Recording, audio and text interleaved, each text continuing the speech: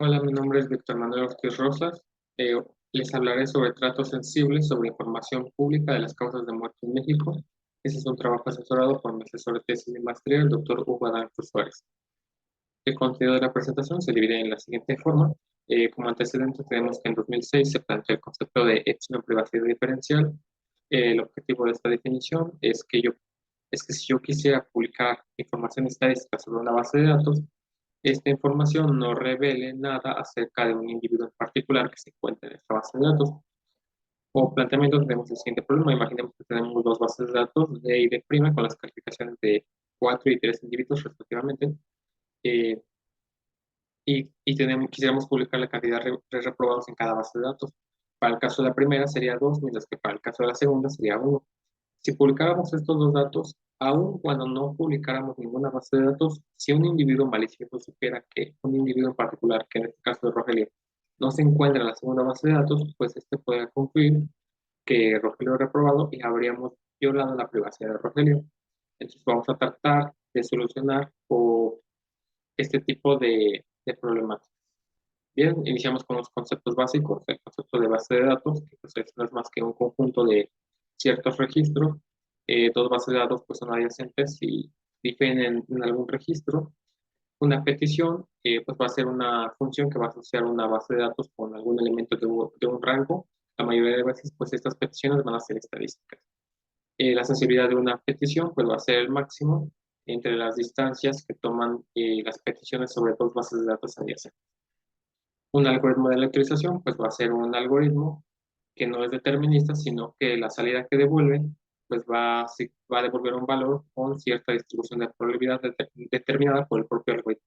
Y un mecanismo de privacidad, pues va a ser un algoritmo de lectorización, pero que va a tomar como entrada, pues una base de datos.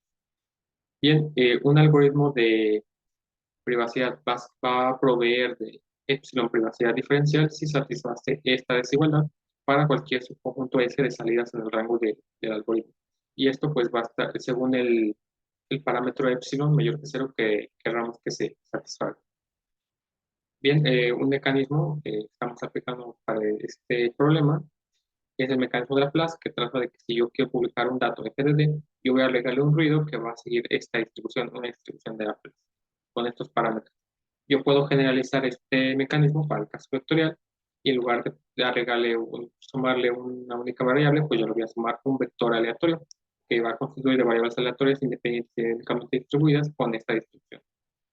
Bien, el problema que estamos atacando se trata de que si yo quisiera publicar información sobre víctimas de violencia familiar en México, pues yo me voy a encontrar con que eso puede ser un tanto controversial por la naturaleza de los casos, porque algunos casos siguen bajo investigación y porque familiares directos pues pueden considerar que esto es un tanto vulnerable para ellos.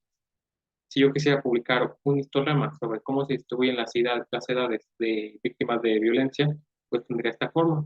Pero yo puedo pensar un histograma como un vector donde cada entrada me representa la cantidad de individuos en el respectivo bloque que hay en el histograma.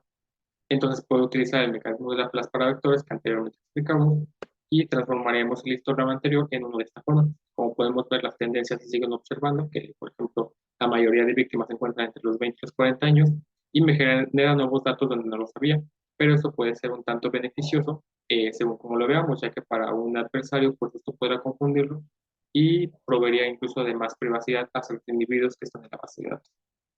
Ese es un ejemplo sencillo de cómo aplicamos la privacidad diferencial para histogramas, pero se puede generalizar hacia otro tipo de peticiones o consultas, que incluso la mayoría van a ser estadísticas, pero podría ser otro tipo de peticiones, ya que como lo explicamos, pues las peticiones van a ser un rango abstracto, así que las peticiones podrían ser del tipo categóricas o de otro tipo.